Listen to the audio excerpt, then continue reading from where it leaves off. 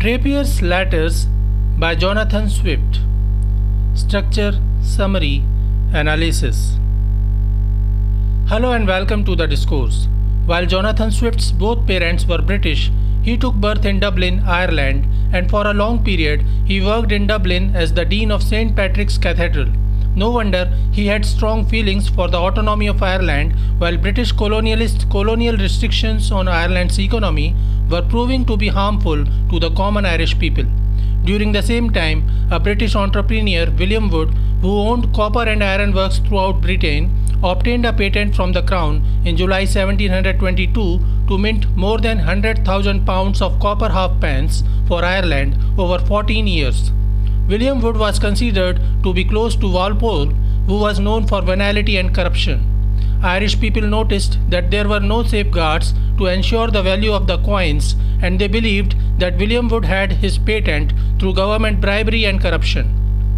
Jonathan Swift was the Dean of the Cathedral at that time, and he became the voice of the Irish people. Jonathan Swift took charge of raising Irish people's concerns systematically, and to do so, he chose to acquire the pseudonym of M.B. Drapier, by which he published a series of 7 pamphlets opposing the patent of William Wood. These pamphlets were mostly successful and resulted in the culmination of William Wood's patent on his halfpence for Ireland in 1727. Swift chose the pseudonym M.B. Drapier because he wished to avoid any political repercussions. He was a known Tory sympathizer while Walpole's Whigs party was in power.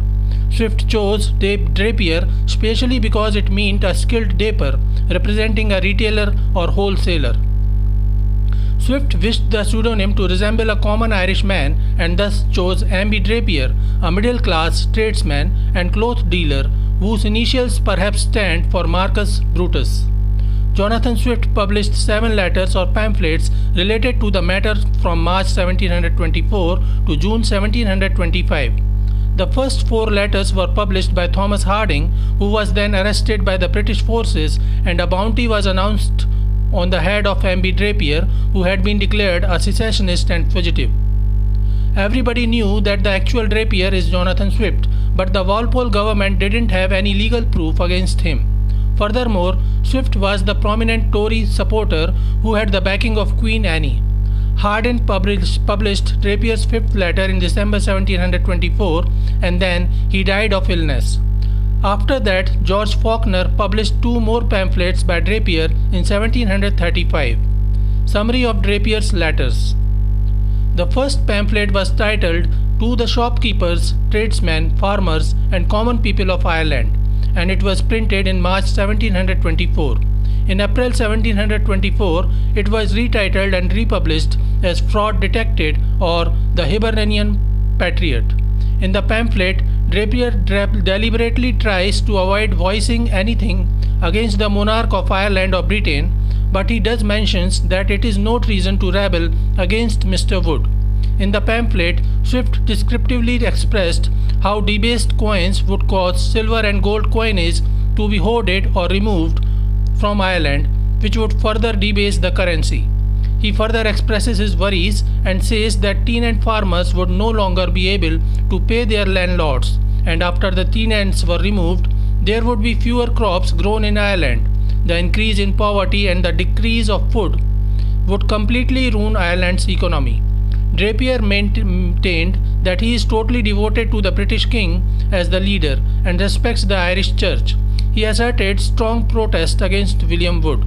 The matter was such that could badly affect all the farmers, wholesalers and petty grocers of Ireland, and thus it touched the nerves of Irish people, who gathered against Wood's halfpence to protest. The second pamphlet was titled "A Letter to Mr. Harding, the Printer," upon occasion of a paragraph in his newspaper of August 1st, relating to Mr. Wood's halfpence, and it was published on April 4, 1724. After the initial protests against Wood's halfpence, Prime Minister Walpole managed the Privy Council to check any corruption in the patenting and minting of copper coins. The Privy Council included Sir Isaac Newton, who was a respectful and trustworthy person. Drapier attacked the report of the Privy Council without maligning Sir Isaac Newton and suggested how Isaac Newton was misguided in believing that halfpence include no fraud. Swift directly attacked the Whigs party headed by Walpole in this second pamphlet because the Privy Council was headed by Walpole. In this pamphlet, Swift succeeded in establishing that the report of Privy Council is nothing but propaganda to hide the corruption behind Wood's coin patent. However, Swift chose to remain extra cautious to avoid inciting the ire of the king because the king himself issued the legal tender for minting the coins. He maintains that he is truly loyal to the monarch but cannot trust Wood's tricks. He maintained that though it is the king's prerogative to issue the legal tender, but the king cannot force his people to accept any copper-based currency. To support his point, Drapier mentioned the Irish constitution, which limits the monarch's power and forces the people of Ireland to use only gold and silver coins as official currency. This second pamphlet by M.B. Drapier further gathered support from all the bankers of Ireland, who announced that they won't accept copper halfpence. The third pamphlet was titled "To the Nobility and Gentry of the Kingdom of Ireland. Some observations upon a paper called the Report of the Committee of the Most Honourable the Privy Council of in England, relating to Wood's halfpence," and it was printed on 25th August 1724. In this pamphlet too, Drapier continued to oppose the report of the Privy Council, which was still making rounds in the power galleries. In this pamphlet, Drapier directly accused Walpole of trying to defend his fraudulent practices at the expense of the poor people of Ireland by misusing the respectful Privy Council. Furthermore, Drapier didn't attack the minting of Walpole's coin in England, but he limited his attack on Wood's patent for halfpence to be issued in Ireland.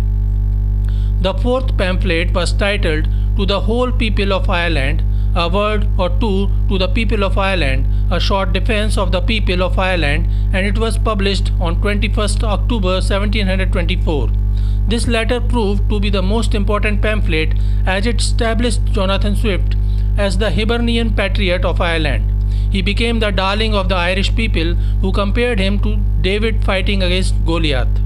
The Archbishop of Ireland nicknamed Jonathan Swift "our Irish copper farthing Dean."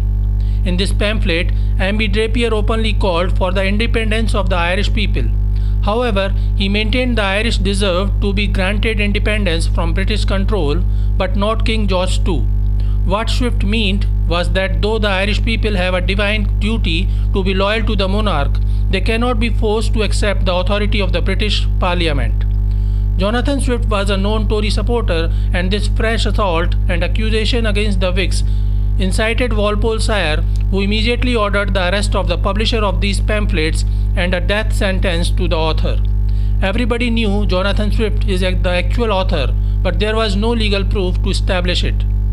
The fifth pamphlet was titled "A Letter to the Honourable the Lord Viscount Molesworth at his house at Brextonstown near Swords," and it was published on 31st December 1724. The Walpole government had indicated to its willingness to take back the patent of Wood's halfpence after the publication of the fourth letter. Yet Drapier wanted to ascertain that Walpole would not back down from his promise of removing the patent. In this letter, he expressed the whole scenario as his defense against the Walpole government's charges of treason in front of the Irish people. He called for more support for the Irish cause. He sought more attention so that the greater liberty of Ireland would be respected. In the letter, Drapier expressed himself as a common Irishman who is and always will be on the correct side of the argument. The sixth pamphlet was titled "To the Lord Chancellor Middleton" and was published on 26 October 1724. Swift wrote it and published it with the help of George Faulkner, but he didn't publish it by the pseudonym of M.B. Drapier. It was anonymously written, in which the author asserted that Lord Chancellor Middleton will maintain his opposition to Wood's coin patent. Middleton himself was an opponent of Wood's halfpence and always maintained that it will harm the Irish people. The seventh pamphlet was titled "An Humble Address to Both Houses of Parliament" and was written in June 1725, but was not published. Drapier wrote it before the culmination of Wood's patent. but Jonathan Swift got the affirming news of the cancellation of the patent before he could publish the 7th pamphlet, and thus he didn't publish the pamphlet then. However, it was published after 10 years. In this pamphlet, Drapier asked the British Parliament to check how Wood's patent was accepted in the first place, while it was a known fact that he used bribery to attain that. These letters by Drapier proved to be influential enough to force the Walpole government to take back their decision to grant the patent for William Wood's halfpence. So this is it for today. We will continue to discuss the history of English literature. Please stay connected with the discourse. Thanks and regards.